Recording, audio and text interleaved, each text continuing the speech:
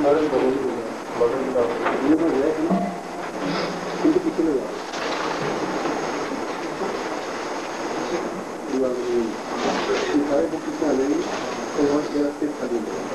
लोगों के पास भगवत गीता है? आज वाली छोड़ के,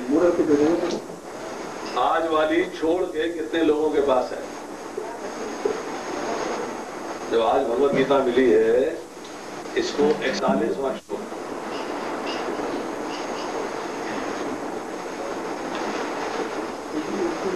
कर्मण्येवाधिकारस्ते मा फलेषु कदाचन मा कर्मफल हेतुभूत् मा संगस्तु अकर्मणि कर्मण्येवाधिकारस्ते मा फलेषु कदाचन मा कर्मफल हेतुभूत्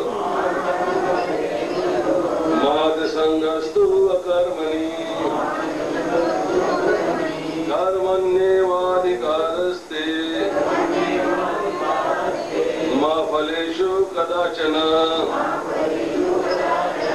मा कर्मफल हेतुभूत् मा संगस्तु अकर्मणि। मैं अनुवाद पढ़ता हूँ, कृपया सब लोग जो है ध्यान पूर्वक सुने। तुम्हें अपना कर्म कर्तव्य करने का अधिकार है, किंतु कर्म के फलों के तुम अधिकारी नहीं हो। तुम न तो कभी अपने आप को अपने कर्मों के फलों का कारण मानो और ना ही कर्म न करने में कभी आसक्त हो। श्लोक संख्या 48, इसका मैं अनुवाद पढ़ता हूँ। हे अर्जुन, जय अथवा पराजय की समस्त आसक्ति त्याग कर समभाव से अपना कर्म करो, ऐसी समता योग कहलाती है। श्लोक संख्या 49, हे धनंजय, भक्ति के द्वारा समस्त गृहित कर्मों से दूर रहो और उसी भाव से भगवान की शरण ग्रहण करो। जो व्यक्ति अपने सकाम कर्म फलों को भोगना चाहते हैं वे कृपण हैं। श्लोक संख्या 50, भक्ति में संलग्न मनुष्य इस जीवन में ही अच्छे तथा बुरे कार्यों से अपने को मुक्त कर लेता है। अतः योग के लिए प्रयत्न करो, क्योंकि सारा कार्य कौशल यही है। श्लोक संख्या 51, इस तरह भगवत भक्ति में लगे रहकर बड़े बड़े ऋषि मुनि अथवा भक्तगण अपने आप को इस भौतिक संसार में कर्म के फलों से मुक्त कर लेते हैं।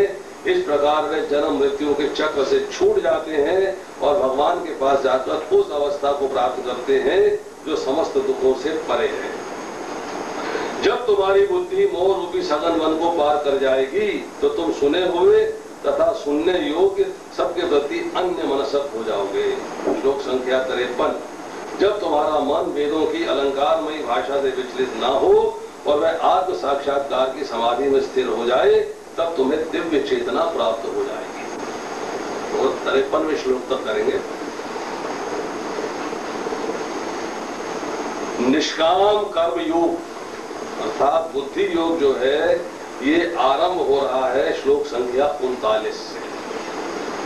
दूसरे अध्याय के श्लोक संख्या 39 से जो है भगवान बुद्धि योग अर्थात निष्काम कर्म योग का एक ब्रीफ सा डिस्क्रिप्शन देते हैं, समझाते हैं कि निष्काम कर्म योग में कैसे लगना है और उसका अर्थ क्या है। दूसरे अध्याय के अंदर 39 से लेके और 48 तक के श्लोक आपने किए। थोड़ा रिकैप करें तो क्या चर्चा हुई, जरा बताइए। 39 से लेके 48वें श्लोक तक जो चर्चा आपने करी है उसका निचोड़ क्या है, क्या बात है? कौन बताए? कौन था पिछले सप्ताह उपस्थित? कोई हाथ नहीं खड़ा करेगा, बताना पड़ जाएगा। कोई था ही नहीं, इसका मतलब है हॉल खाली था। हाँ जी, माता जी स्पष्ट। पिछले सप्ताह कौन कौन था यहाँ पर?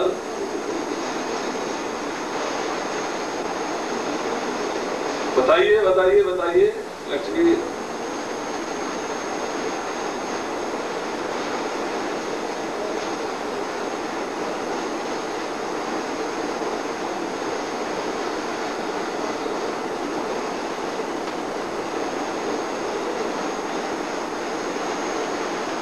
जवाब नहीं दे रहा। चलिए लोग बोलने आए हैं तो बोले नहीं भाई, बोले बगैर पढ़ा जाए।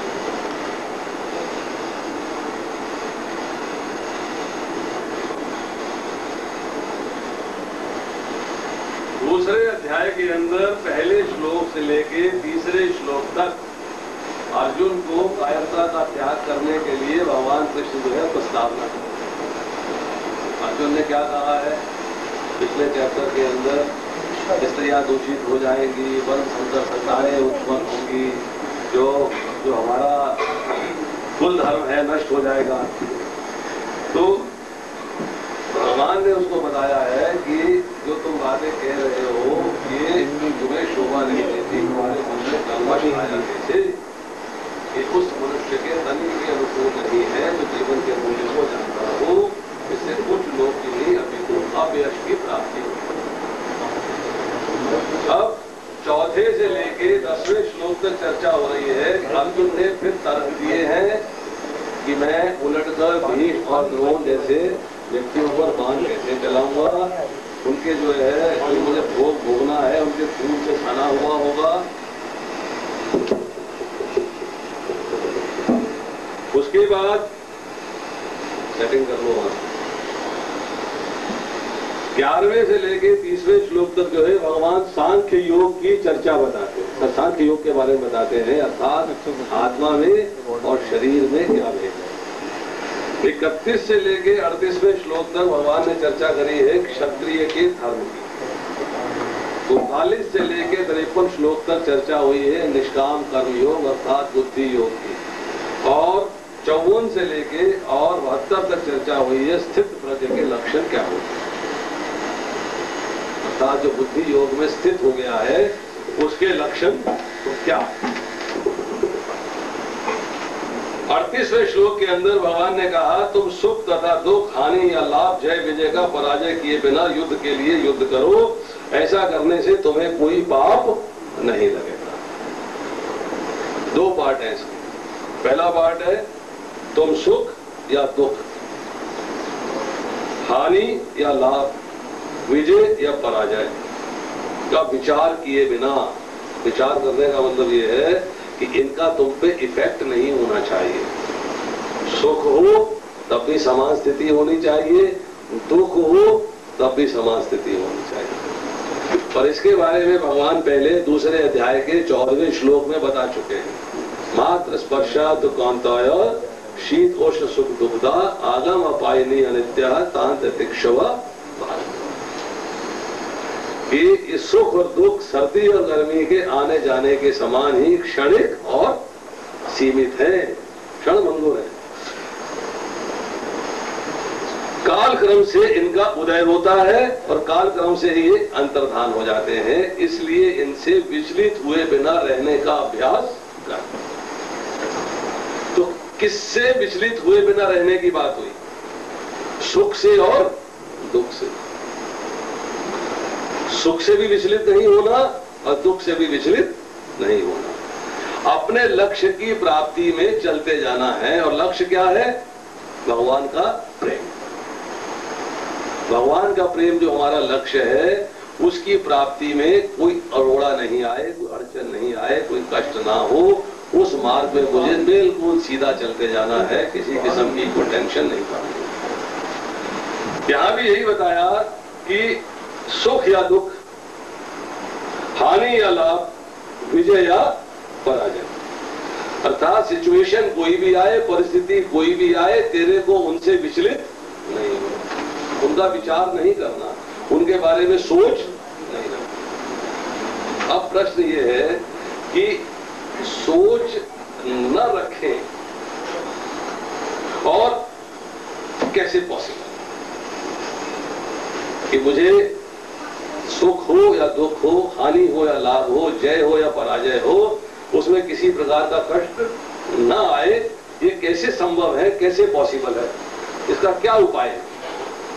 और दूसरी बात भगवान ने यहाँ कह दी कि ऐसा करने से तुम्हें, अगर तुम युद्ध करते हो इस सब विचार करते हुए, तो तुम्हें कोई पाप नहीं लगेगा। विचार करते हुए मतलब कि इनसे परे, मतलब इनका विचार नहीं करना, इनसे परे विचार करना। अब तरीका क्या बताएं कि किस तरीके से आप जो है ये स्थिति को अचीव कर सकते हो, इस स्थिति को गेन कर सकते हो, स्थिति को प्राप्त कर सकते हो। ये चर्चा हो रही है दूसरे अध्याय के 39वें श्लोक से लेके और 53वें श्लोक, पूरा ब्लॉक है कि जो है 17 श्लोकों का 15 श्लोकों का एक ब्लॉक है।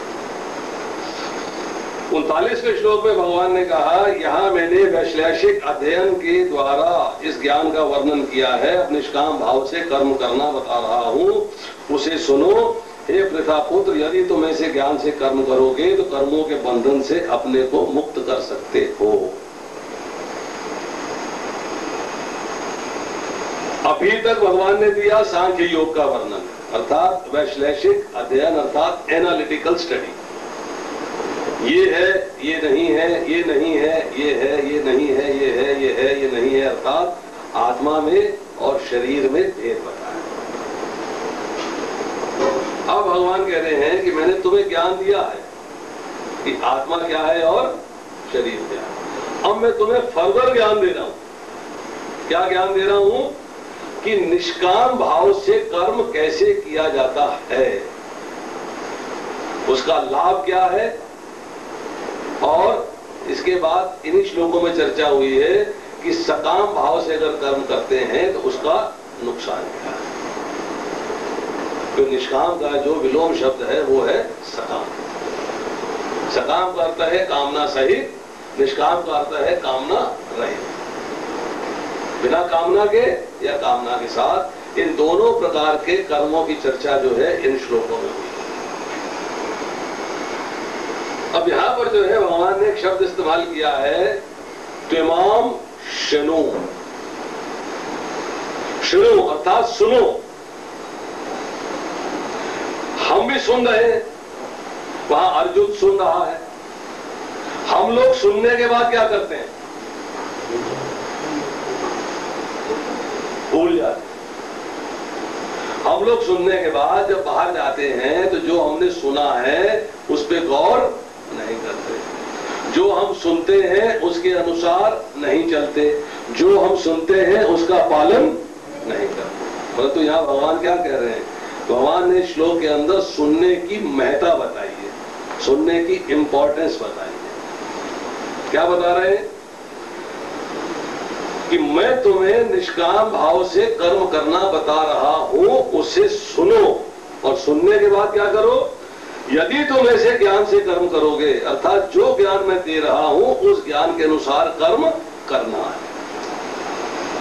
ये नहीं सुना और भूल गए, अर्थात जो ज्ञान दिया जा रहा है उस ज्ञान के अनुसार कर्म करना है। अब सवाल ये है कि मैंने तो कर लिया, आपने ज्ञान दिया, मैंने सुन लिया, सुनने के बाद कर्म कर दिया, फायदा क्या होने वाला? मैं तो स्वार्थी जीव हूं, बिना लाभ के तो काम करता नहीं। बिना फायदे के आप काम करते हो? कोई जब फायदा न दिखे वहां काम नहीं करते। खाना भी बनाते हो तो पेट भरने का फायदा है तब बनाते हो। फ्रिज में पानी की बोतल लगाते हो तो ठंडा पानी पीने की आशा है, प्यास बुझेगी, वो स्वार्थ है, इसलिए फ्रिज में ठंडे पानी की बोतल लगाते हो। आप कोई भी काम करते हो तो बिना स्वार्थ के करते हो? नहीं करते हो। तो भगवान ने कहा तेरे स्वार्थ की पूर्ति होगी। कैसे होगी? कि तुम कर्मों के बंधन से अपने आप को मुक्त कर पाओगे। अब यहां प्रश्न आता है कि कर्म क्या है और कर्म का बंधन क्या है। अभी हम दूसरे अध्याय के 39वें श्लोक में है, 47वें तक नहीं आए। कर्म क्या है और कर्म का बंधन क्या है? कर्म किसे कहते हैं? प्रश्न ये है कि कर्म किसे कहते हैं? तो शास्त्र में कर्म की परिभाषा दी गई है। प्रकृति के 3 गुण और समय काल के संयोग से कर्म होता है। जो कार्य हम करते हैं उसे या तो आप अपने आनंद के लिए करते हो या किसी और के आनंद के लिए करते हो, या आप शास्त्र के अनुसार करते हो या शास्त्र के विरुद्ध करते हो।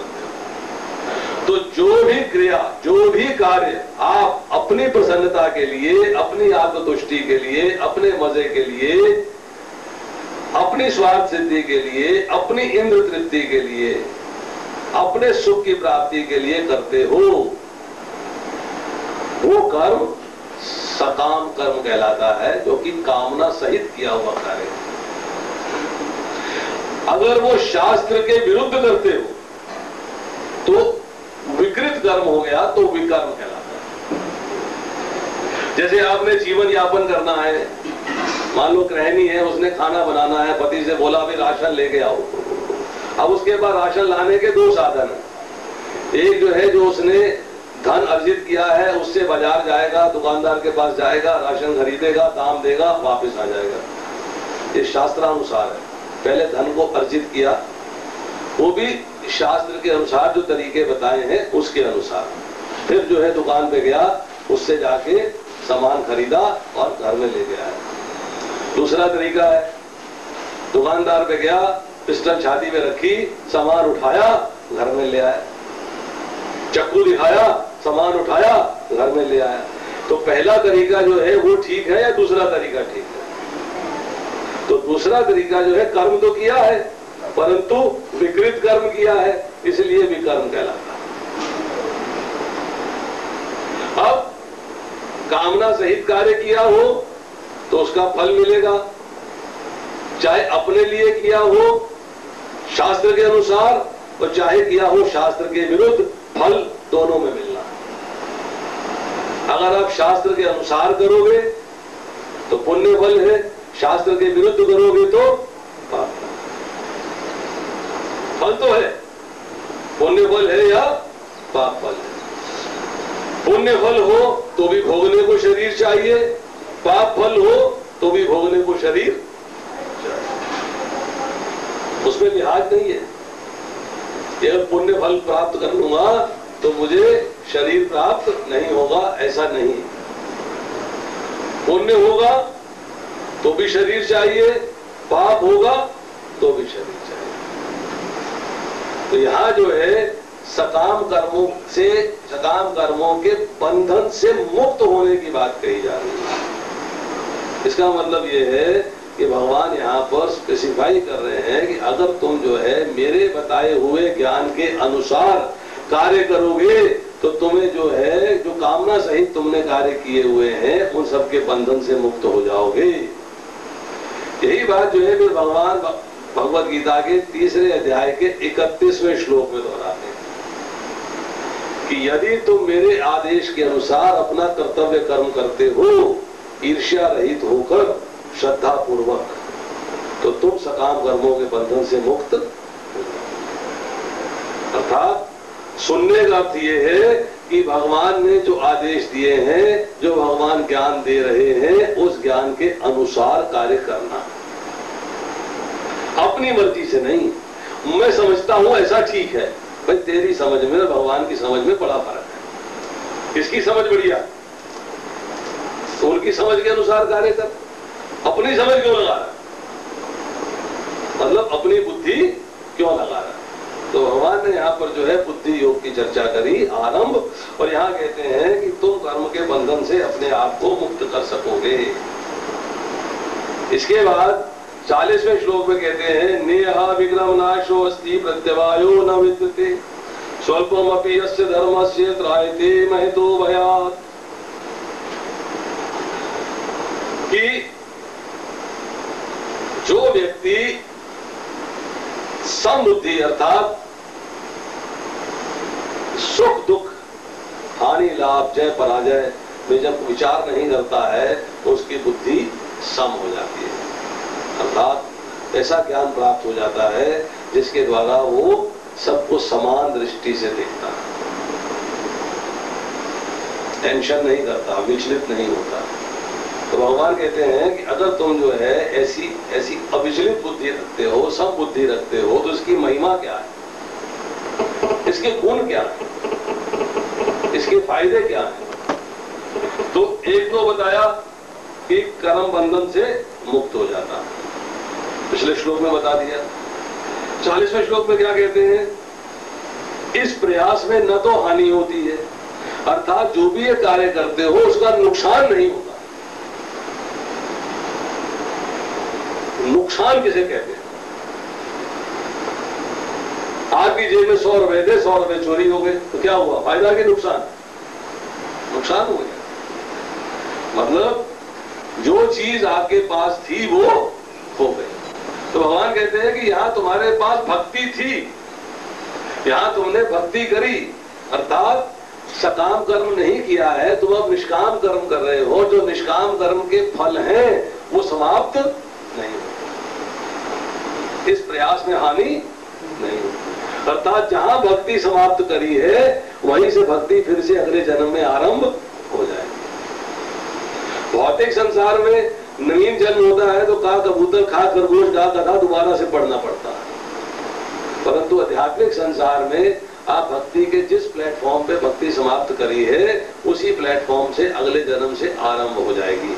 और ये बात जो है भगवान बताते हैं जाके 6ठे अध्याय के अंदर, 6ठे अध्याय के 41वें से लेकर 44वें श्लोक में असफल योगी की चर्चा हुई है कि जो है भक्ति के अंदर असफल हो गया है उसकी क्या गति है।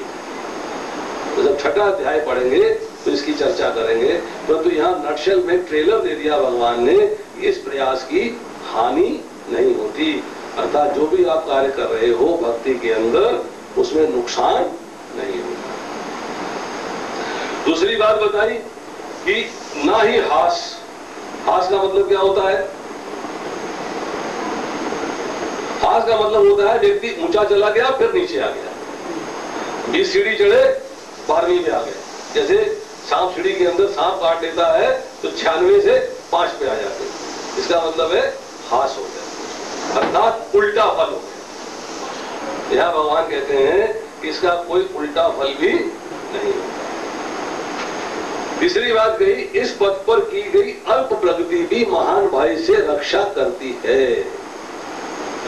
अर्थात थोड़ी सी प्रगति करी, हमने थोड़ा सा ही कार्य किया, थोड़ा सा, परंतु वो भी आपको जो है महान भय से रक्षा करता है। तो महान भय क्या है?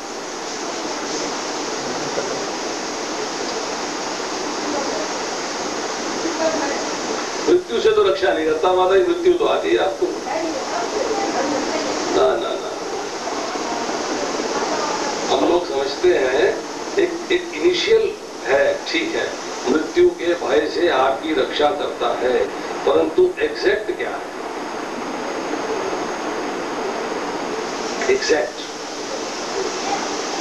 सबसे बड़ा डर क्या है?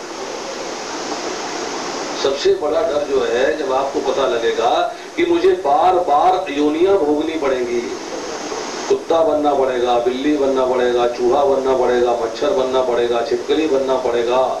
तो जब आप जो है इस ज्ञान को प्राप्त कर लेते हो तो आपको इस भय से मुक्ति मिलती है। तो ठाकुर जी के धाम जाना है, योनियां भोगने का समय समाप्त। या अगर मुझे मान लीजिए 1 लाख योनियां भोगनी थी तो भक्ति करने के बाद वो 75,000 ही रह गई, 50,000 ही रह गई, 2,000 ही रह गई। अर्थात वो जो बार बार जन्म मृत्यु जरा व्याधि का भय है उससे आपकी रक्षा हो।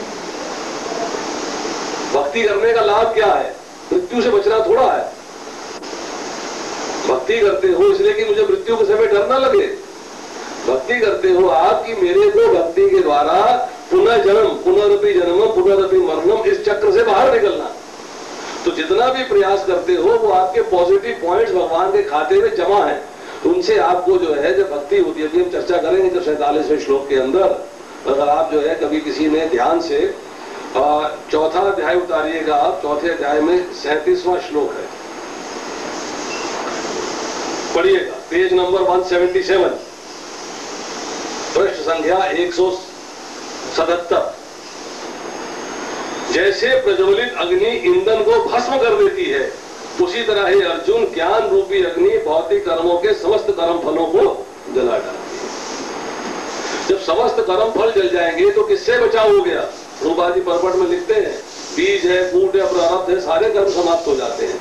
शर्त क्या है कि आपको भक्ति के उस प्लेटफॉर्म पे आना है कि सारे ये समाप्त हो जाए। तो किससे बच गए आप?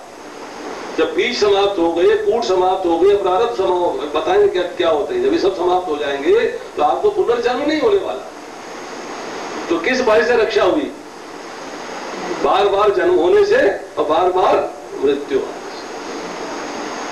ठीक है, भक्ति होती है तो व्यक्ति जो है मृत्यु से नहीं डरता, परंतु असली डर क्या है?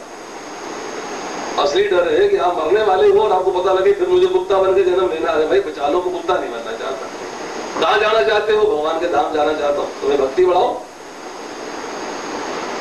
तो यहां पर जो है चर्चा हो रही है कि इस पथ पर की गई अल्प प्रगति भी महान भाई से रक्षा कर सकती है। अब इसके बाद 41वें श्लोक में कहते हैं, जो इस मार्ग पर चलते हैं वे प्रयोजन में दृढ़ रहते हैं, उनका लक्ष्य भी एक होता है। हे कुरुनंदन, जो दृढ़ प्रतिज्ञ नहीं है उनकी बुद्धि अनेक शाखाओं में विभक्त रहती है। यहाँ पर एक शाखा और अनंत शाखा की चर्चा हो रही है। एक शाखा का अर्थ क्या है? व्यवसायित्मका बुद्धि, व्यवसाय। अगर आप जो है एक बिजनेस करते हो, मान लीजिए किसी के पास जो है वो ड्राई फ्रूट्स का डीलरशिप है, तो ये कहेगा कि मैं ड्राई फ्रूट्स का काम छोड़ के मैं सिम कार्ड रख लूं एयरटेल का या हैच का या आइडिया का। He will concentrate in his business. भाई मैं अपने बिजनेस के अंदर आगे बढ़ूं, आगे बढ़ूं, आगे बढ़ूं, ड्राई फ्रूट्स का मैं इतना काम फैला दूं कि हर जगह मेरे नाम पे, मेरे लेवल पे, मेरे बैनर के अंदर ड्राई फ्रूट्स बिके। बोला ही वांट्स टू राइज। तो प्रॉपर्टी का बिजनेस करता है तो एक बहुत बड़ा बिल्डर बनना चाहता है, यूनिटेक की तरह, ओमेक्स की तरह, डीएलएफ की तरह, वगैरह वगैरह वगैरह। He wants to rise. मतलब हम जो है अपने बिजनेस के अंदर, भौतिक संसार के अंदर तरक्की करते हैं और अपनी बुद्धि को उस एक बिजनेस में ही लगाते हैं, डाइवर्सिफाई नहीं करते, अलग अलग काम धंधा ढूंढने का प्रयास नहीं करते। ये भी कर लूं, ये भी कर लूं, ये भी कर लूं, ये भी कर लूं, ऐसा नहीं करते।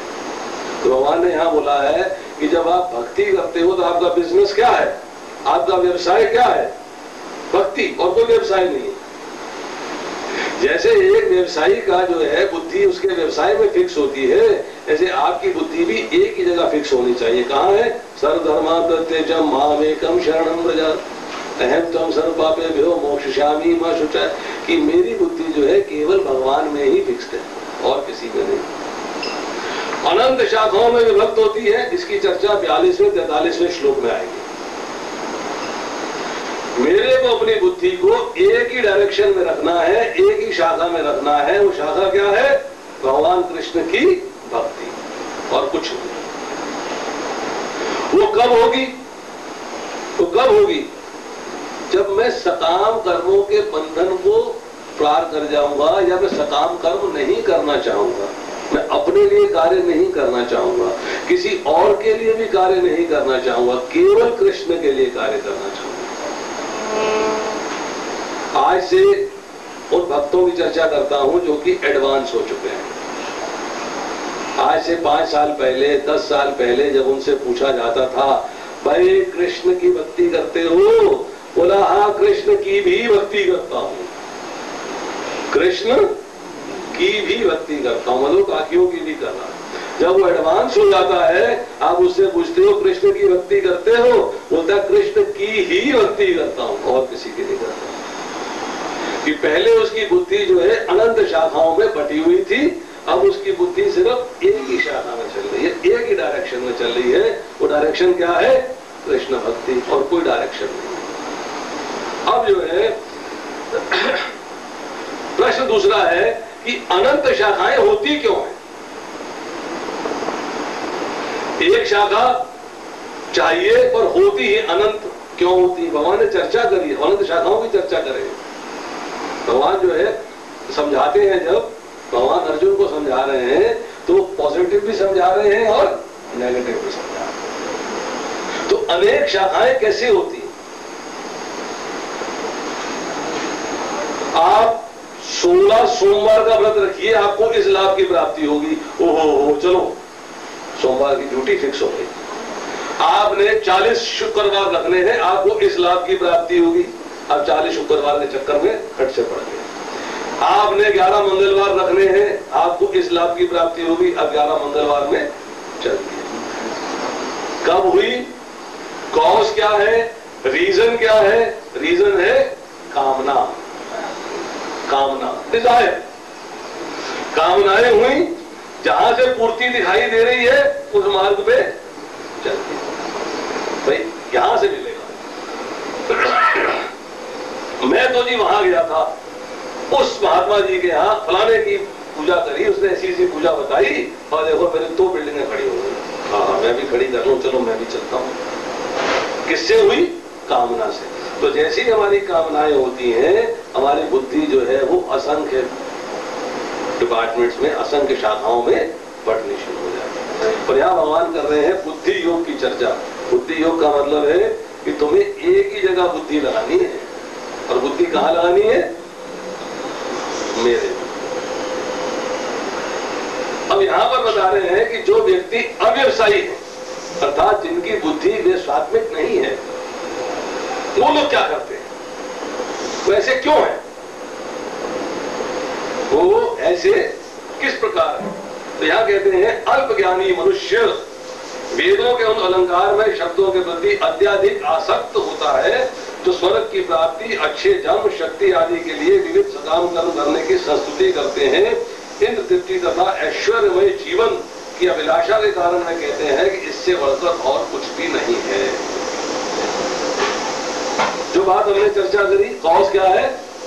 कामनाएं। अब उसने कहा मैं ज्ञान प्राप्त करता हूं, ज्ञान मिलेगा वेदों से। अब वेदों से ज्ञान प्राप्ति की चर्चा चालू है।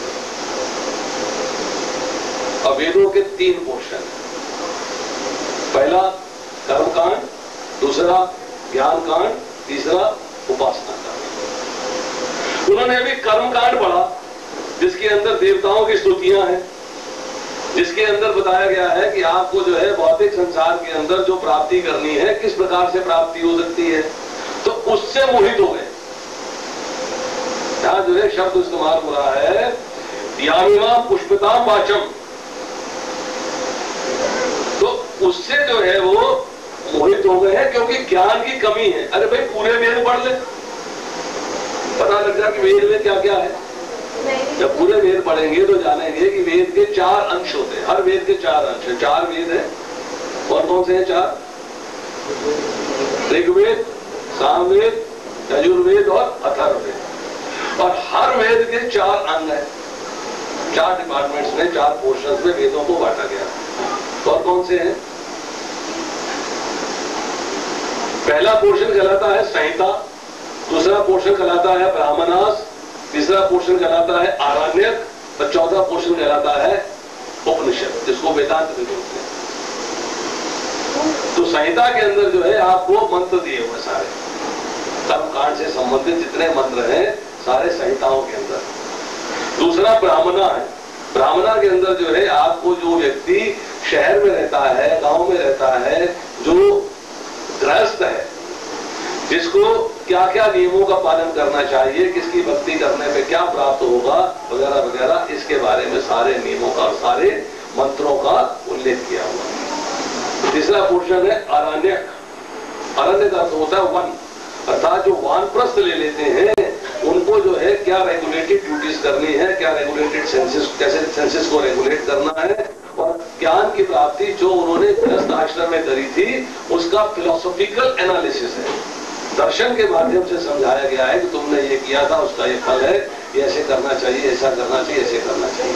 तो जो आरण्यक उपनिषद है उसको गृहस्थ में नहीं पढ़ा जाता, तो समझा जाता, और जो आरण्यक समय जो वनों के अंदर जो पढ़े जाते हैं उनका एक सेपरेट ही नियम है। अब आपने जो है आरण्यक पढ़ने के बाद वेदांत, वेदों का अंत अर्थात उपनिषद पढ़ते हो।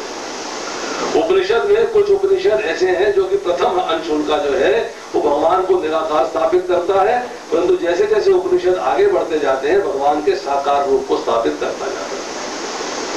और जिन्होंने उपनिषद का फर्स्ट पोर्शन पढ़ा है वो कहेंगे भगवान निराकार है, जिन्होंने पूर्ण रूप से उपनिषद पढ़ लिए बोलेंगे भगवान निराकार भी है और साकार भी है।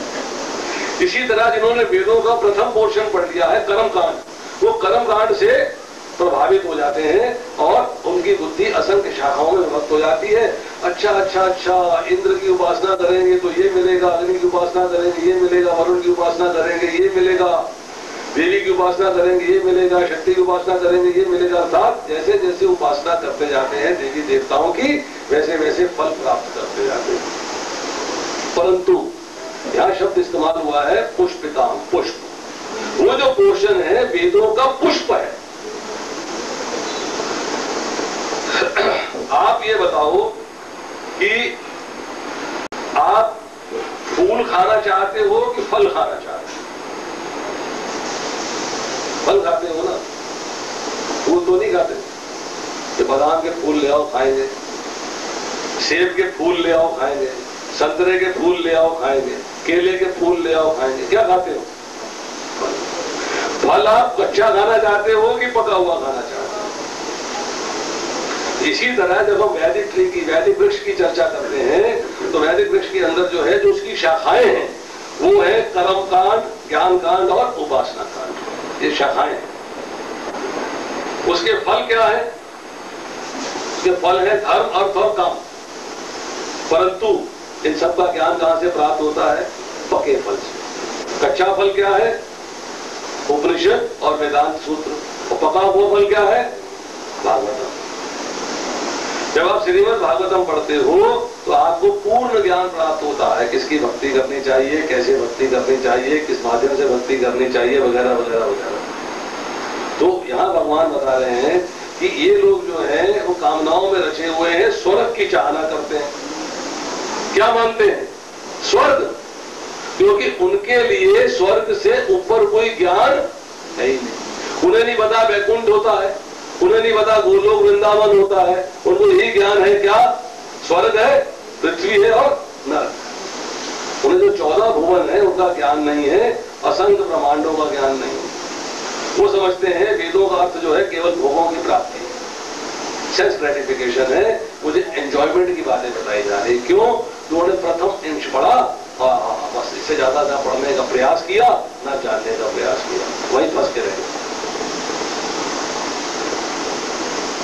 अब भगवान जो है यहाँ बताते हैं 44वें श्लोक के अंदर, जो लोग इंद्रिय भोग तथा भौतिक ऐश्वर्य के प्रति अत्यधिक आसक्त होते हैं और ऐसी वस्तुओं से मोहग्रस्त हो जाते हैं, उनके मनों में भगवान के प्रति भक्ति का दृढ़ निश्चय नहीं होता।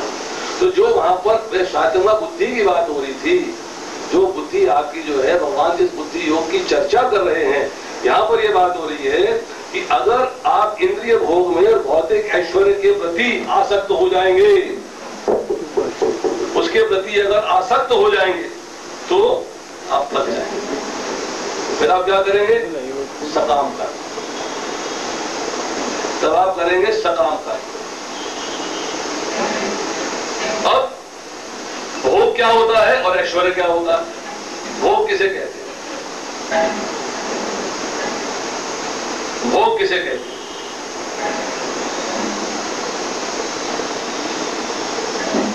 जो सुख हम इंद्रियों के द्वारा लेते हैं, इंद्रियों के द्वारा, और इंद्रिय विषयों का सुख लेते हैं। जैसे कान ने शब्द का लिया, आंख ने रूप का लिया, तो भोग है। और ऐश्वर्य का मतलब होता है इन भोगों के लिए जो सामग्री इकट्ठी की जाती है, जो सामान इकट्ठा किया जाता है, वो ऐश्वर्य है। सुख से रहना चाहते हो, बहुत बड़ा बेंगलो बना लिया, ऐश्वर्यवान हो गए। सुख से आना जाना चाहते हो, बढ़िया गाड़ी ले ली, ऐश्वर्य हो गया। जिसके पास गाड़ी नहीं है, इसमें ऐश्वर्य नहीं है। जिसके पास गाड़ी है, उसमें गाड़ी का ऐश्वर्य है। अर्थात भोगों के आनंद की प्राप्ति करने के लिए जो सामग्री आप इकट्ठी करते हो, वो आपका ऐश्वर्य है। परंतु भोग और ऐश्वर्य जब दोनों इकट्ठे हो जाते हैं तो क्या होता है? तो आप असुर हो जाते हैं। असुर राक्षस, राक्षसी प्रवृत्ति आ जाती है एंजॉय करने की। असुर क्या करते हैं? रावण क्या करता था? कंस क्या करता था? दे वांटेड टू एंजॉय, कि मेरे सिवाय और कोई ना हो, मैं ही समस्त भोगों का राजा रहूं, मैं ही समस्त प्राणियों का राजा। हिरण्यकशिपु ने क्या किया? ये सारे जो असुर थे, इनका काम क्या है कि अपने प्राणों की, अपने सेंस ग्रेटिफिकेशन के लिए काम करते हैं, किसी और के लिए नहीं करते। अब जो है भगवान इसके बाद बताते हैं कि वेदों में मुख्यतः प्रकृति के 3 गुणों का वर्णन हुआ है। हे अर्जुन, इन तीनों गुणों से ऊपर उठो। समस्त वैदों, लाभ तथा सुरक्षा की सारी चिंताओं से मुक्त होकर आत्मपरायण। पिछले जो हमने श्लोक पढ़े हैं, वेदों की निंदा नहीं करी भगवान ने, कंपैरिजन किया है कि आपको क्या करना चाहिए और क्या नहीं करना चाहिए। कंपैरिजन किया है, क्या फायदा है क्या नुकसान है। परंतु अब क्या चर्चा कर रहे हैं, इसमें श्लोक में शब्द आया है निर्द्वंद, अर्थात द्वंद से रहित। द्वंद क्या है? हानि लाभ से रहित हो जा, जय पराजय से रहित हो जा, सुख दुख से रहित हो जा। अर्थात जिस बात की चर्चा भगवान ने करी 38वें श्लोक के अंदर, उसको अब जो है 45वें श्लोक के अंदर फिर क्लैरिफाई कर रहे हैं कि तुमको जो है राग और द्वेष से रहित होना चाहिए। तुम्हें किसी प्रकार का जो 3 प्रकार के जो गुण हैं, उन गुणों से रहित होना चाहिए, क्योंकि गुणों में रहोगे तो बंधन में बंधे रहोगे। सतोगुण भी आपको जो है बांधता है सुख और ज्ञान के भाव से, तो आपको सतोगुण से भी ऊपर जाना है, अर्थात आपको विशुद्ध सतोगुण में जाना है। अगर आप जो है सतोगुण में रहोगे तब भी बंधन में ही, उससे भी बाहर निकलना है। और यहां शब्द इस्तेमाल करते हैं निर्योग क्षेम। योग का अर्थ क्या है? जोड़ना। किससे जोड़ा जा रहा है? यहाँ चर्चा किसकी हो रही है? यहाँ चर्चा हो रही है कि आपको जो वस्तु प्राप्त नहीं है, जब वो प्राप्त हो जाती है तो उसको योग कहते हैं। और क्षेम का मतलब होता है जो वस्तु आपके पास है उसकी रक्षा होती है। तो यहां भगवान कह रहे हैं कि तुम्हें सारी चिंताओं से मुक्त होना है, इनकी चिंता नहीं करनी है कि मुझे प्राप्त करना है या मुझे उसकी रक्षा करनी है, ये तुम्हारी चिंता नहीं होनी चाहिए। इस चिंता में रहोगे तो बंधन में बंधे रहोगे। ये काम मेरा है। भगवान 9वें अध्याय के 22वें श्लोक में कहते हैं योग क्षेमम वहामी अहम, अर्थात मैं ही योग क्षेम का वहन करता हूं। किनका? जो अनन्य भाव से मेरे दिव्य स्वरूप का चिंतन करते हैं, जो नित्य मेरे से जुड़े रहते हैं, अर्थात हर समय मेरे स्मरण में, मेरी सेवा में तत्पर रहते हैं। यहां कह रहे भगवान आत्मपरायण बनो, भोग परायण नहीं बनो, आत्मपरायण बनो। 46वें श्लोक में कहा एक छोटे से कूप का सारा कार्य एक विशाल जलाशय से तुरंत पूरा हो जाता है। इसी प्रकार वेदों के आंतरिक तात्पर्य जानने वाले को उनके सारे प्रयोजन सिद्ध हो जाते हैं। छोटा सा जलाशय और बड़ा जलाशय। अगर आप भौतिक संसार में देखें, आज हमारे पास सुविधाएं डिफरेंट हैं, परंतु आज से जब सालों पहले देखेंगे तो पीने का पानी का कुआं अलग होता था, कपड़े धोने के पानी का कुआं अलग होता था, गाय भैंस को पानी पिलाने का कुआं अलग होता था। मतलब आपको अलग अलग जलाशय, अलग अलग कुएं, मतलब अलग अलग स्थितियां, अलग अलग सुविधाएं मिलती थी। परंतु एक व्यक्ति नदी किनारे गया, बहता हुआ जल है, उसमें वो खुद भी नहा सकता है, वहां से जल भी पी सकता है, वहां कपड़े भी धो सकता है, वहां गाय भैंस को पानी भी पिला सकता है, क्योंकि पानी बह रहा है, आगे चला गया, गंदा नहीं हो रहा है, मतलब स्टैग्नेट नहीं हो रहा है। आपका एक बड़े जलाशय अर्थात एक बड़ी नदी से सारे कार्य पूर्ण हो जाते हैं।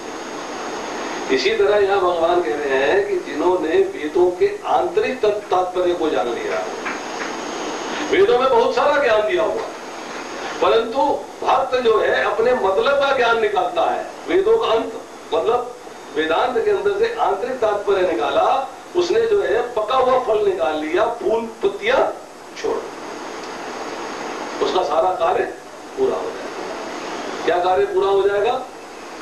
निष्काम कर्मयोग में चलने का, निष्काम कर्मयोग के द्वारा अपने आप को भगवान से जोड़ने का, अर्थात भगवान की सेवा में लगने का और कृष्ण प्रेम प्राप्त करने का सारा कार्य यहाँ पर पूरा हो जाएगा। अब यहाँ पर जो है भगवान इसके बाद जो आज हम श्लोक करेंगे उसकी चर्चा हो रही है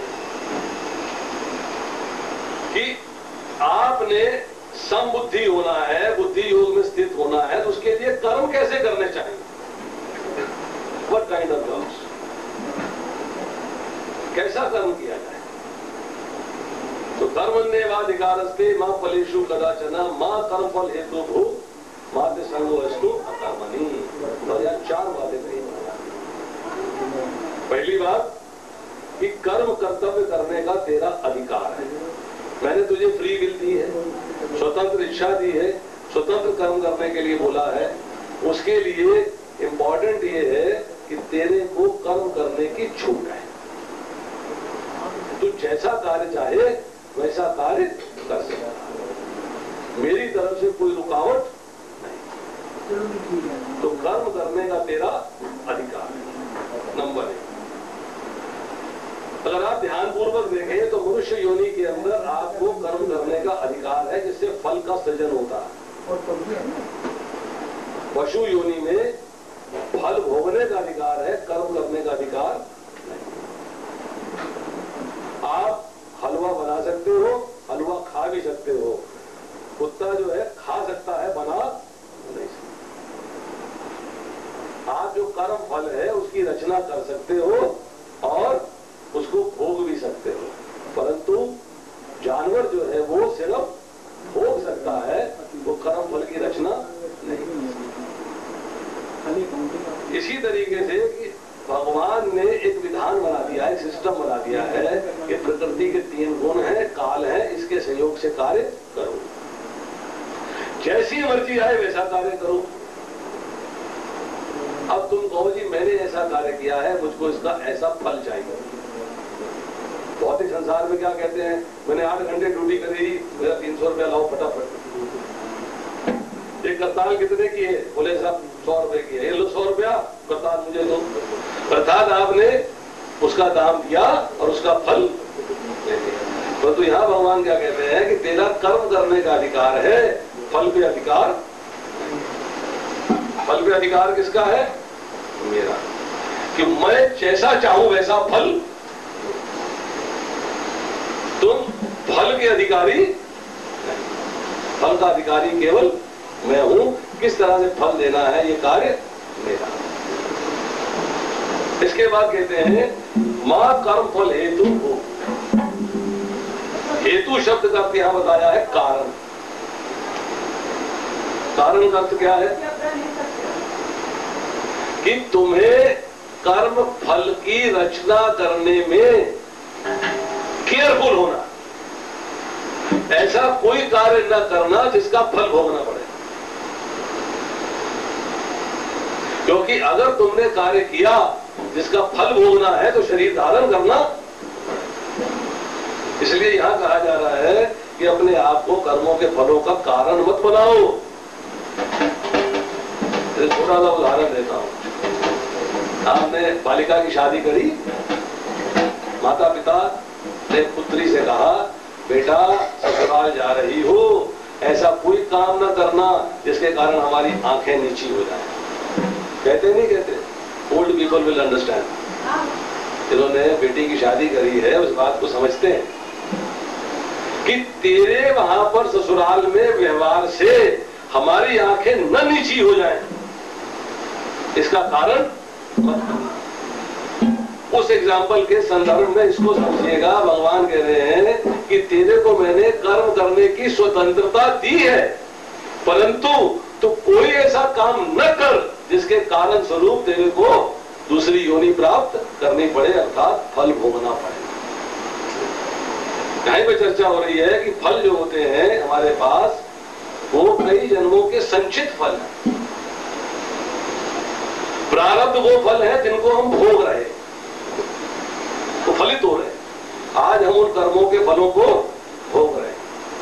अप्रारब्ध अर्थात फलोन्मुख वो है जो कि भोगने के लिए तैयार है, कभी भी प्रकट हो सकते हैं, कभी भी आ सकते हैं। अभी वो मैच्योर नहीं हुए हैं, पके नहीं है, परंतु तैयार है। उसके बाद है कूट। कूट का अर्थ होता है कि बीज से पहले की स्थिति, अर्थात वो फलोन्मुख होने के लिए तैयार बैठे। और उसके बाद है बीज पड़े हुए हैं, जैसे बोरी बंद करके रख देते हैं, सालों साल गेहूं पड़ा हुआ है, होया ही नहीं। अर्थात वो जो है बीज रूप में पड़े हुए हैं, उनका पता नहीं कब फल मिलेगा। तो बड़ी न्यूज। परंतु जनरल भाषा में समझे तो जिन लोगों ने घर में गेहूं रखा हुआ है, आजकल गेहूं के लिए बहुत बड़ा टीन का ड्रम आता है, तो नीचे नल लगा होता है, आप खोलते हो तो गेहूं निकलना शुरू हो जाए। अब नया गेहूं ऊपर से डाल देते हो, पुराना निकलता है। तो वो फलित जो होने हैं, कब होने हैं, कैसे होने हैं, ये भगवान जानते हैं, आप नहीं जानते। हमारा उसमें कोई अधिकार,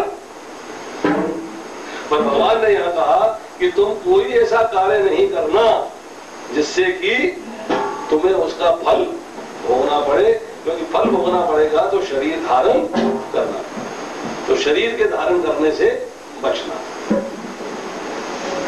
इसके बाद आखिरी पार्ट इसका है मार्ग संग वस्तु अकर्मणी। अकर्मणी का मतलब है ये मत सोचना कि मैं काम नहीं करूंगा तो फल नहीं मिलेगा। लेगा ओहो काम करने से फल भोगना पड़ेगा, मैं तो काम ही नहीं करता, बैठ गया आराम से रजाई में मुंह देके। कैसे बैठ गए? चादर में अपने आप को बंद करके बैठ। उसका क्या नुकसान है? आलस हो गया, तो आलस तो नुकसान क्या हुआ उसका?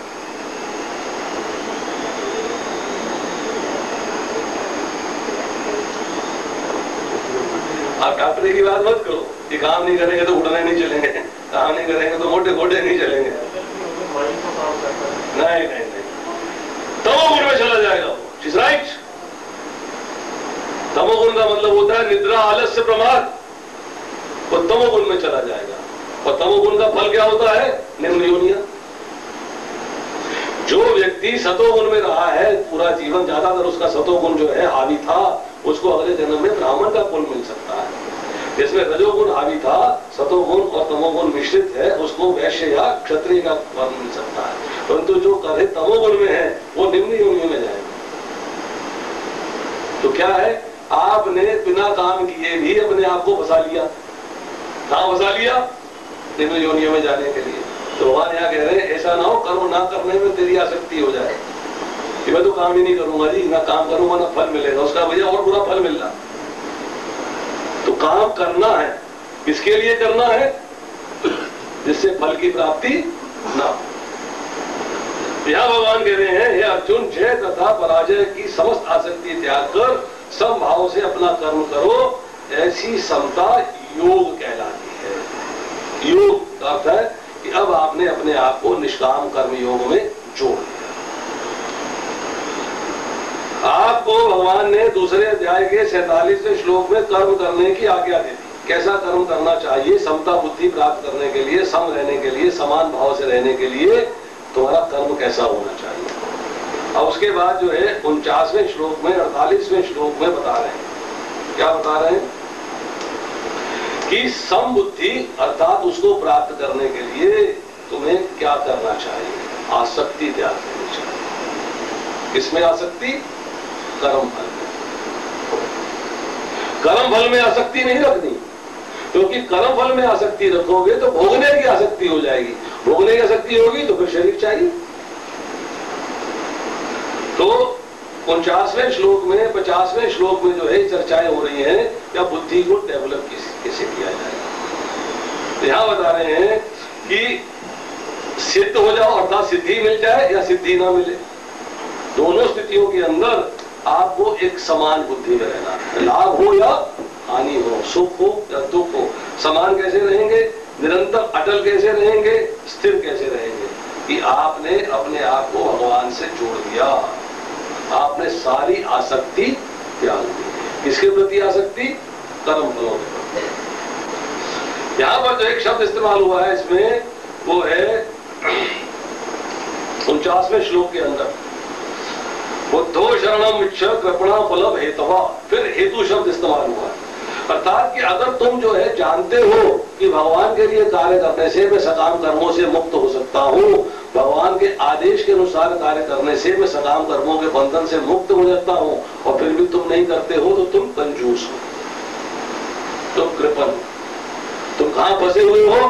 फल मिल जाए, मेरे को फल मिल जाए। तो भगवान यहाँ फिर कह रहे हैं कि तुमको जो है कर्म फल की इच्छा नहीं होनी चाहिए, किसी कर्म फल के प्रति आसक्ति नहीं होनी चाहिए। जैसे कर्म फल के प्रति आसक्ति होगी वैसे ही फंस जाओ, बंधन में अटक गए। अब 50वें श्लोक में कहते हैं, भक्ति में संलग्न मनुष्य इस जीवन में ही अच्छे तथा बुरे कार्यों से अपने को मुक्त कर लेता है। अतः योग के लिए प्रयत्न करो, क्योंकि सारा कार्य कौशल यही है। यहां पर बुद्धि के आश्रय की बात हो रही, बुद्धि को आधार बना दिया आपने। क्या है? कह रहे बुद्धि युक्तो चाहती है, अर्थात आपने अपनी बुद्धि के द्वारा अपने आप को भगवान से युक्त कर लिया। आप समझ गए कि मुझे क्या करना चाहिए, क्या नहीं करना चाहिए। आप ये समझ गए कि मुझे जो है द्वंद्व में नहीं रहना है, जय पराजय, हानि लाभ, सुख दुख के भाव में नहीं रहना है, मुझे इससे ऊपर उठना है। आप समझ गए कि मुझे भगवान के आदेश का पालन करना है, भगवान जो मुझे निष्काम कर्म योग बता रहे हैं उसके ऊपर चलना है, उसके अनुसार अपना जीवन चलाना है। जब ये ज्ञान आपको प्राप्त हो गया और उस ज्ञान पे आप चलने लगे तो क्या होगा कि सुकृतो दुष्कृते, अर्थात जो पुण्य फल है और जो पाप फल है दोनों से मुक्त हो जाओगे। ना पुण्य का कार्य करोगे ना पाप का कार्य करोगे, क्योंकि शास्त्र कहता है कि पुण्य का कार्य करो या पाप का कार्य करो, फल मिलता है और फल भोगने के लिए शरीर चाहिए। इसलिए दोनों कार्यों को पापमय कहा गया। दोनों कार्य पापमय, सुखमय नहीं, दुखमय। तो दुख क्या हो रहा है कि मेरे को फिर शरीर की प्राप्ति हो रही है। इससे बड़ा दुख कोई नहीं। पुनरअपि जन्मम पुनरअपि मरणम, इससे बड़ा दुख कोई नहीं। अब यहां पर जो है बता दिया कि भक्ति में संलग्न मनुष्य, अर्थात जो व्यक्ति भक्ति में लग गया। भक्ति का अर्थ क्या है? भगवान की प्रेममयी सेवा। सेवा का अर्थ क्या है? सेवक कौन होता है? जो स्वामी के आदेश का पालन करता है। और यहां भगवान क्या आदेश दे रहे हैं कि जो मैं तुझे अब निष्काम कर्म योग बता रहा हूं इसको सुनो और इसके अनुसार चलो, ये उनका आदेश है। तो अगर हम उस आदेश का पालन करते हैं, निष्काम भाव से कर्म करते हैं, भगवान के लिए ही कर्म करते हैं, अपने लिए कर्म नहीं करते हैं, इसका मतलब ये है कि मैं इसी जीवन के अंदर अच्छे कार्य हो या बुरे कार्य हो, दोनों से अपने आप को मुक्त कर। यही बात जो है भगवान ने बताई। अगर आप जो है अध्याय संख्या 9 निकालिएगा, श्लोक संख्या निकालिए 28, पेज नंबर है आपके यहां पर 321, 321, हिंदी की भगवत गीता के अंदर 321 नंबर पेज।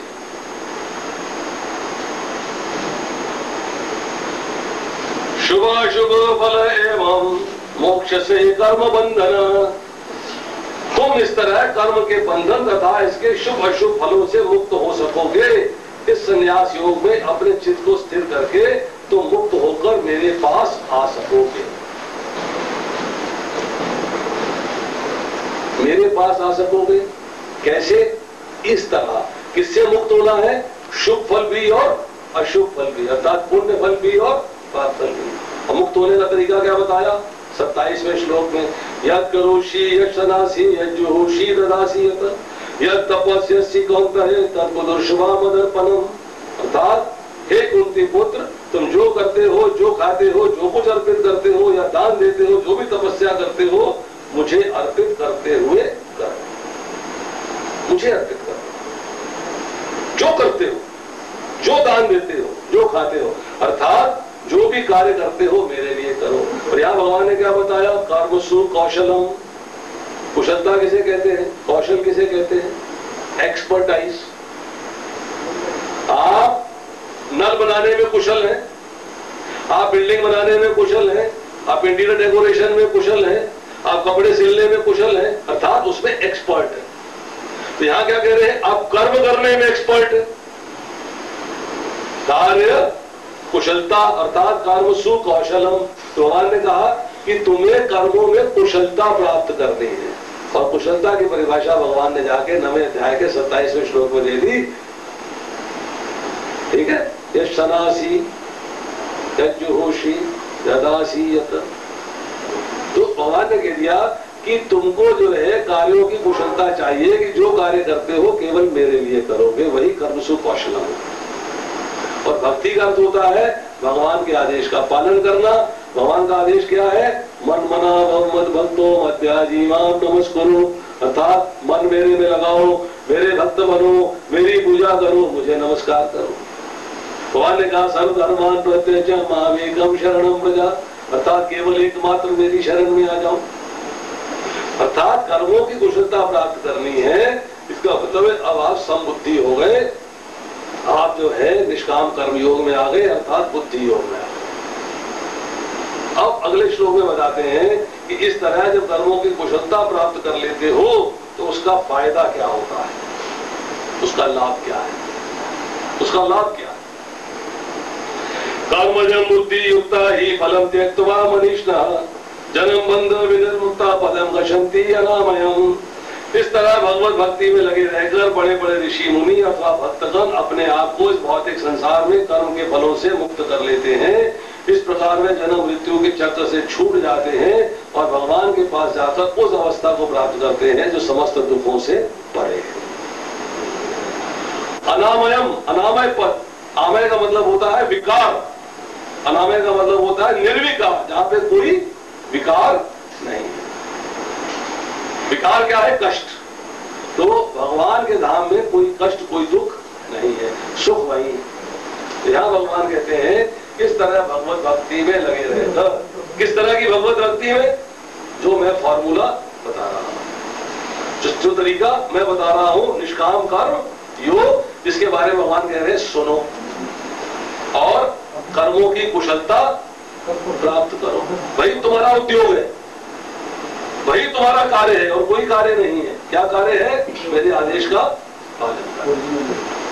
अब कह रहे हैं अपने आप को भौतिक संसार में कर्म के फलों से मुक्त कर लेते हैं, अर्थात जन्म मृत्यु के चक्र से छूट जाते। आपको जन्म मृत्यु के चक्र से छूटना है, सुख की प्राप्ति करनी है, तो फॉर्मेट सारा पीछे जो बताया जा रहा है वो दिया हुआ। अब कह रहे हैं कि अनामय पद, उस अनामय पद को प्राप्त करने के लिए क्या सिस्टम है, क्या क्या क्या क्रम है उसका, कैसे प्राप्त करें? यहां पहले बात आई कि जब तुम्हारी बुद्धि मोह रूपी सघन मन को पार कर जाएगी तो तुम सुने हुए तथा सुनने योग्य सभी के प्रति अन्य मनस्क हो जाओगे। बुद्धि मोह रूपी, मोह का मतलब है इल्यूजन, इल्यूजन का मतलब है भ्रम। ये करूं या ये करूं, क्या करूं क्या ना करूं, उससे पार निकल गए। अब आपकी बुद्धि जो है बुद्धि योग में स्थिर हो रही है, अब आप उससे पार निकल गए। अब आपकी बुद्धि हो गई ये स्वात्मिक, फिक्स हो गई, अब वो अनंत शाखाओं वाली नहीं रही, फिक्स हो गई। Yes, this is my job, यही मेरा जॉब। भगवान चौथे अध्याय के 16वें से लेके 18वें श्लोक तक चर्चा करते हैं कर्म क्या है और अकर्म क्या है। कर्म ही मेरा अकर्म है, अकर्म ही मेरा कर्म है। चौथे अध्याय में जाके आप पढ़े तो आपकी बुद्धि जो है फिक्स हो गई। यस, मेरे पास तो एक ही कार्य है, वो कार्य क्या है? भगवान की सेवा। संसार में जो आकर्षण है, जो इस भौतिक संसार में मुझे अट्रैक्शन दिखाई देती है, वो सब भूल जाती है। वो सुनने से ही मेरा बेड़ा गर्क हो रहा है, उसको देखने से ही बेड़ा गर्क हो रहा है। जब अच्छी चीज देख लेता हूं तो प्राप्त करने की कामना हो जाती है। माता जी ने बताया, वो मैं कल ना वो टीवी देख रही थी, वहां उसने बड़े अच्छे फ्रिज की बात बताई है, सस्ता भी है और बड़ा सुंदर भी है। इनका मन आ गया, काके से बोला काका तू भी वो फ्रिज लाया था। कामना बढ़ गई। किससे बड़ी? इन्होंने सुना है, इन्होंने देखा था, सुना भी था, दोनों काम किए। इन्होंने सिर्फ सुना है पर सहेली बता रही है तो डिजायर ऑटोमेटिकली। अर्थात यहाँ कहा जा रहा है कि उस मोह रूपी सघन मन, सघन मन मतलब कामनाओं का जाल जो है वो जंगल की तरह है, उससे छुटकारा पाना है। तो कामनाओं के जंगल से छुटकारा पाना है, कामनाओं के जाल से छुटकारा पाना है। अब योग की चर्चा हो रही है यहाँ पर, तो योग का वियोग क्या होता है, योग का विलोम शब्द क्या होता है? वियोग। योग का मतलब होता है छूट जाना। तो यहाँ किससे छुटकारा पाने की बात हो रही है? भौतिक संसार से। ये नहीं है छोड़ देना है, हरिद्वार चले गए, गुफा में जाके रहना शुरू कर दिया, सब कुछ छोड़ दिया, यही मकान छोड़ दिया, बेंगलोर छोड़ दिया, फार्म हाउस छोड़ दिया, बिजनेस छोड़ दिया, काम धंधा छोड़ दिया, बच्चे छोड़ दिए, माता पिता छोड़ दिए। अरे मैं तो जो है अपना जंगल में जा रहा हूँ, गुफा में जाके रहूंगा, मैं तो योग करूंगा भगवान से, मुझे और कोई काम नहीं करना। नहीं, एक छोटा सा उदाहरण है। जब आप सोते हो तो आपका भौतिक संसार से संपर्क टूट जाता है, परंतु अब सवेरे जब उठते हो तो बलवान, निरोग, फ्रेश, एकदम फ्रेश माइंड। और जैसी आंख खुलती है बहुत संसार से संसर्ग होता है।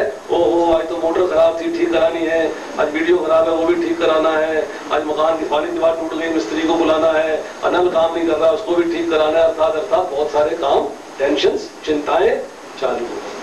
भगवान यह कहते हैं कि भौतिक संसार में रहते हुए जो वस्तुएं कृष्ण भक्ति के प्रतिकूल है उनको त्याग दो, और जो कृष्ण भक्ति के अनुकूल है उनको स्वीकार कर लो। भौतिक संसार में रहते हुए भौतिक संसार से संपर्क नहीं रखना है। जैसे कमल का फूल जो है वो कीचड़ के अंदर अपना संपर्क नहीं रखता, ऐसे रहता।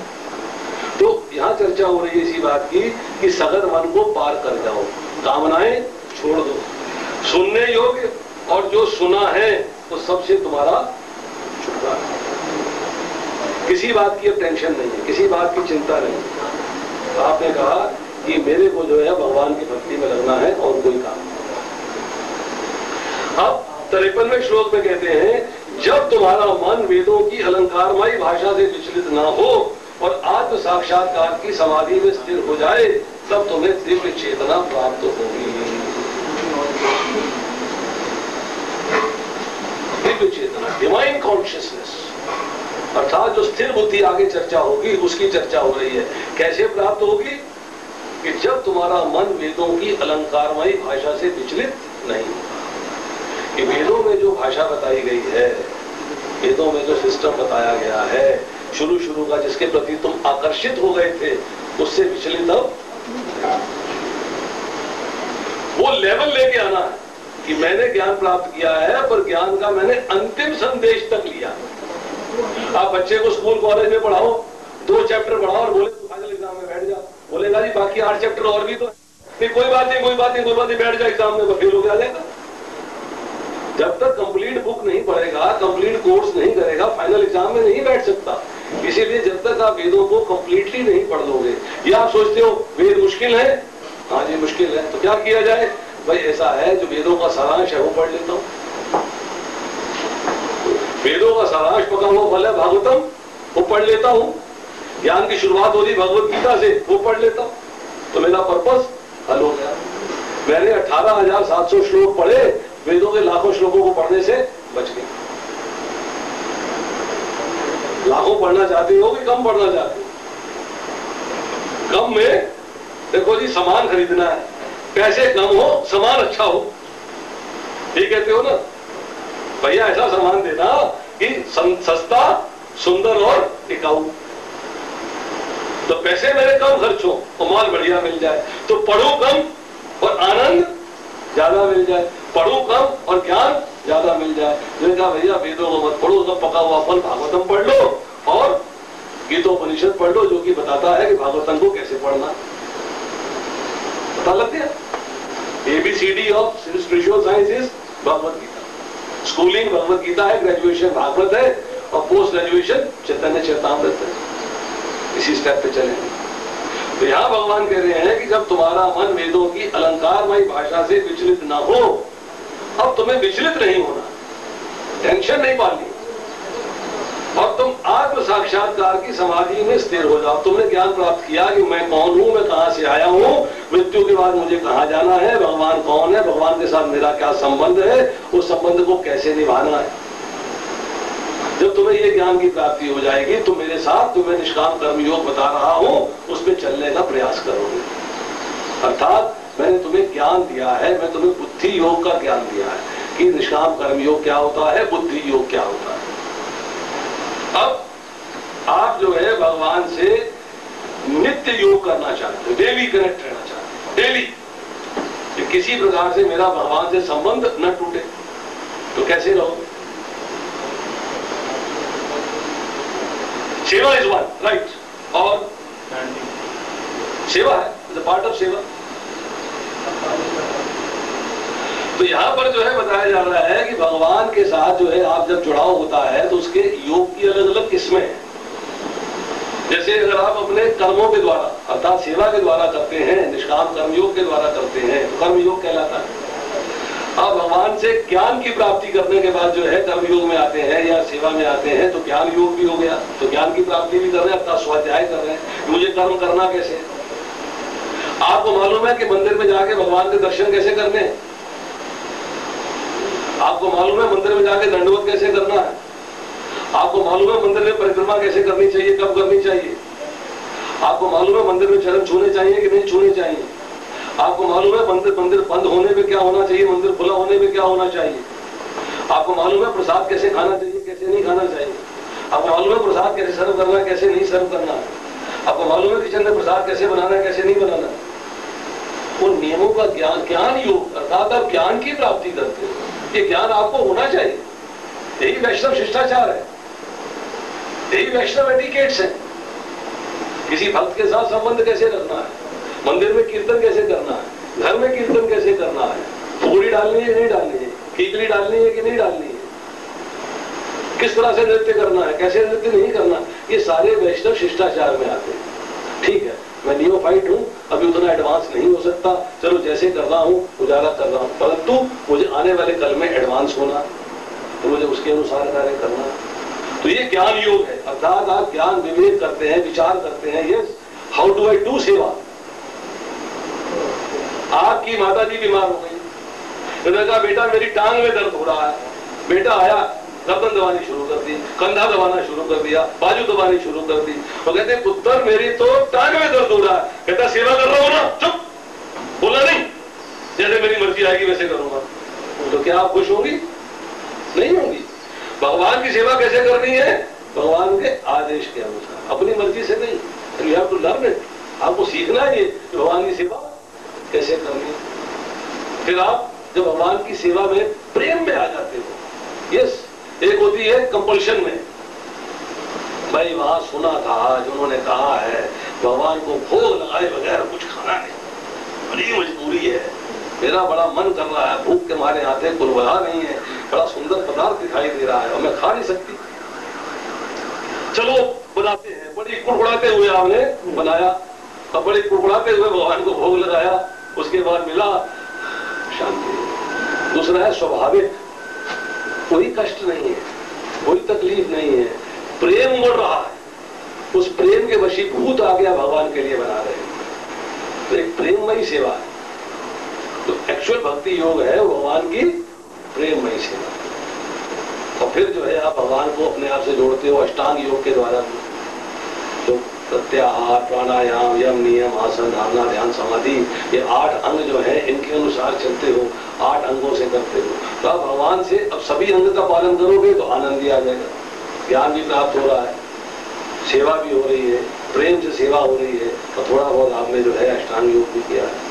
पर अगर आप आज के युग में देखेंगे तो आज के युग में एक ही आंसर है, करंट युग के अंदर केवल भक्ति योग चाहिए। और भक्ति योग की बिगिनिंग कहाँ से होती है?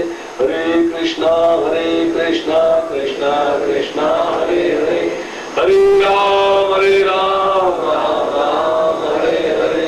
तो भगवान कहते हैं जब तुम आत्म साक्षात्कार की समाधि में स्थित हो जाओगे तो तुम्हें दिव्य चेतना प्राप्त हो जाएगी।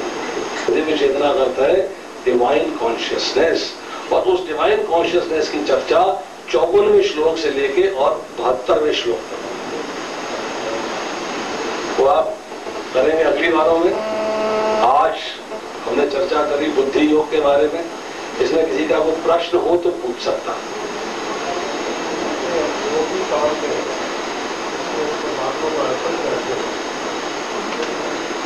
8वें अध्याय का 7वां श्लोक बोलो माता जी।